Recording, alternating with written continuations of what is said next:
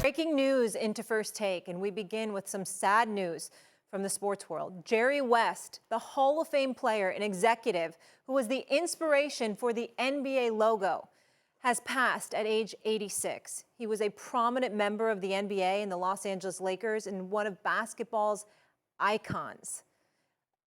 I want to take a look at some of the accomplishments here. We'll pull up that full screen for you in moments. As you can see, an NBA champion, finals MVP, Olympic gold medalist, most outstanding player, 14-time All-Star, and 2-time NBA Executive of the Year.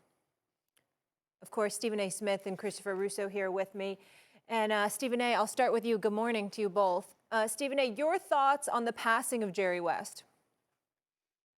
It's incredibly sad. The basketball community, the world over, is mourning this particular morning because Jerry West was simply one of the great ones. He was the silhouette for a reason.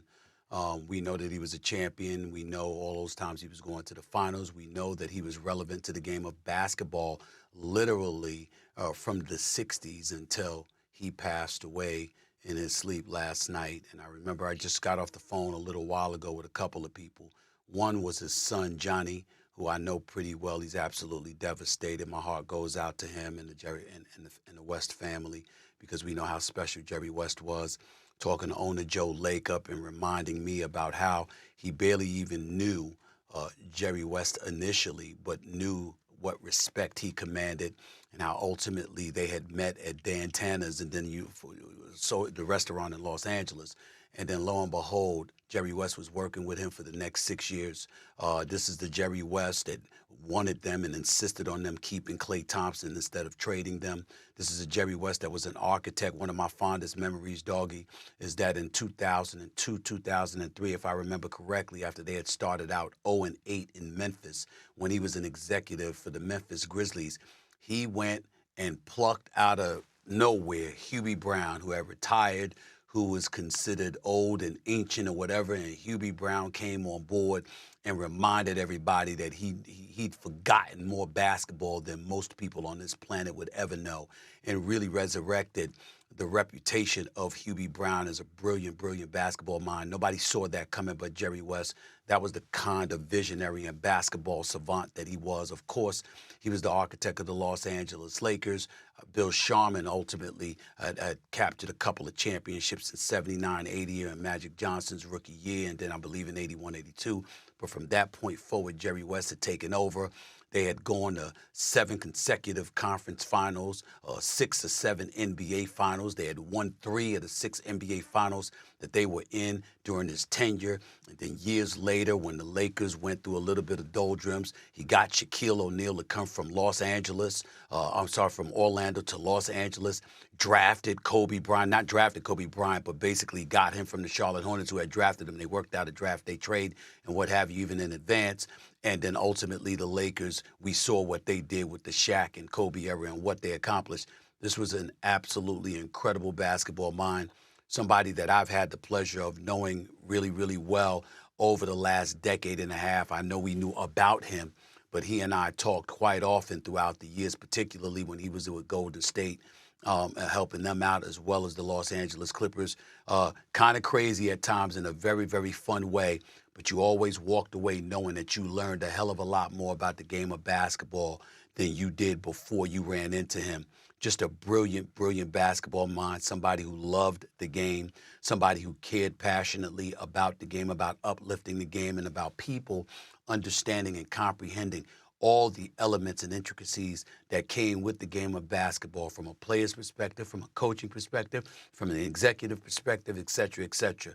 He's going to be sorely missed. He was universally respected, and people like me and others who got to know him personally, we know how sad of a day it is today for him to be gone because he was just a special, special man. When it comes to the game of basketball, there's very few people on the planet that you will ever find that knew more, that was more outspoken, that was more just in terms of articulating everything that the game is supposed to be about. That was the personification of Jerry West. And again, my heart goes out to Johnny and the rest of the West family. It's a devastating loss for anybody that's known Jerry West and anybody that loves and appreciates the game of basketball. Stevie, probably the greatest combination of player-executive the league has ever had. West Virginia, 1960. Brother died in Korea, so he was always motivated to do well for his brother.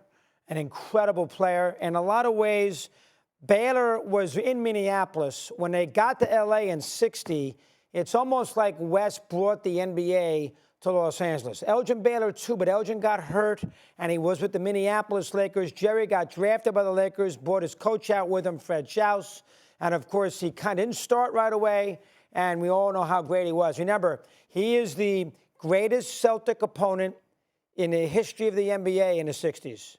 He lost all those titles to him, but he was the MVP of the 1 year, and if he didn't tear his hamstring, they would have won that series. He averaged 36 a game. In that series against Boston in 68-69, Russell went to his retirement announcement in L.A. Think about that. Bill Russell, as an opponent, went to his retirement ceremony in Los Angeles. Steve hit it perfectly as far as his executive scenario is concerned. Made the trade to get Kobe Vlade Divac. Had falling out with Phil Jackson, so he went to Golden State, went to Memphis, brought UB in. Did a tremendous job there. And I think the way I would look at it, if you're my age, now, I mean, that's over 60. If you're my age, growing up playing basketball, no matter how futile I may have been, number 44 was the guy you loved. I mean, he is, listen, he's one of the top. I always put him in the top 10. You guys like to make fun of me with that. You can argue that all you want here historically today. But he was a tremendous shooter. He is all NBA defense forever and ever and ever. He's a 48, 49% shooter. And remember, he only won the one title. But the one title they won, it might be the greatest team of all time. They were 69-13. They beat the Bucks in the semifinals, who had Oscar and Kareem, and were the defending champs. They had the Knicks they beat in 5 in the final, so they were 8-3 against the last 2 champs. They won 33 in a row that year. They were 6-3 and won 33 straight. So you can argue that he's the anchor of the greatest team, him and Gail Goodrich, in the history of the NBA. You could argue it. But listen, again, for my age, Steve's a little younger. For my age, he was the NBA. He was fun. He loved Jerry West. Yeah. And he was a great opponent to the Celtics and Knicks. It's 86 years of age. I thought he got portrayed horrifically in that Showtime show that they did a couple years ago, and they made him out to be. What was that called, Stevie? That show? Yeah. Was it Showtime? I'm trying to remember what it was, but it was on HBO. He was not happy with that show. Oh, he got ridiculous, Steve. Right. They were terrible for him. They made him out to be a grouch, terrible. Oh, it was awful. And I know that bothered him. You know that better than anybody. You know the family. Yes, it did. Listen, you know me. How many times have I sat here in the last 2.5 years? The logo. He's the logo. Yeah. How many times, Stevie, have I sat in here the last 2 years with you telling you about how much I love Jerry West? Tell him. How many times? Special. Absolutely. You can't count. Can't count the amount of times you said that. And I'll tell you something else, Doggy. About 20 years ago was the first time I ever had a discussion with them. And I'll reveal this right here on this show. It was the first time I ever had a conversation with them. And that was when our relationship really took off, because he heard me saying that Michael Jordan the silhouette should be changed to Michael Jordan from him. And he wasn't calling to refute it. He was calling because he felt like I sounded like it's something he would refute. And he was saying, absolutely not. I think Michael Jordan is the greatest. I think he deserves it, of course. And I said, sir, I said, I am sorry that I gave you the impression that I have an issue with you, because I don't.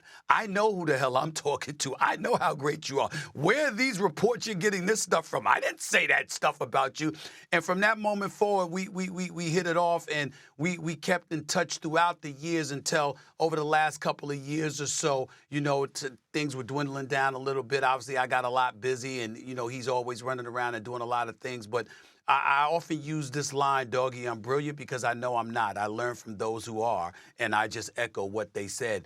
And if there was ever anybody that was applicable to, it was Jerry West, because no matter what it was that I thought, no matter what it was that I believed about the game of basketball, after conversing with him, I was like, let me stand down and just listen to the brilliance that I'm hearing in my ear right now, because he knew it all, man. There was every nook and cranny. He didn't miss much, my brother. He didn't miss much at all. He just knew what the hell he was doing. An all-star every single season he played in the NBA, and a two-time Executive of the Year. And obviously, the man won numerous championships, 6 as an executive. I mean, when you think about the 3 that he won as the executive for the Los Angeles Lakers, and then think about Shaq and Kobe and those boys three-peating, I mean, what do you say? This is the man that put all of that together. Yeah. There's no Kobe in Los Angeles if it were not for Jerry West. There's no Shaq in Los Angeles. Dr. Jerry Buss, God rest his soul, assigned Jerry West to go out there and get Shaquille O'Neal from the Orlando Magic, and Jerry West pulled it off. You just can't say enough about him and what he means to the basketball community, what he will forever mean. God bless him. Yeah, a legend. And we know how rare it is to be a champion player and champion executive. Doesn't happen. No, absolutely not. Our heart goes out to his family and all his loved ones. Jerry West, dead at the age of 86. More First Take after this break.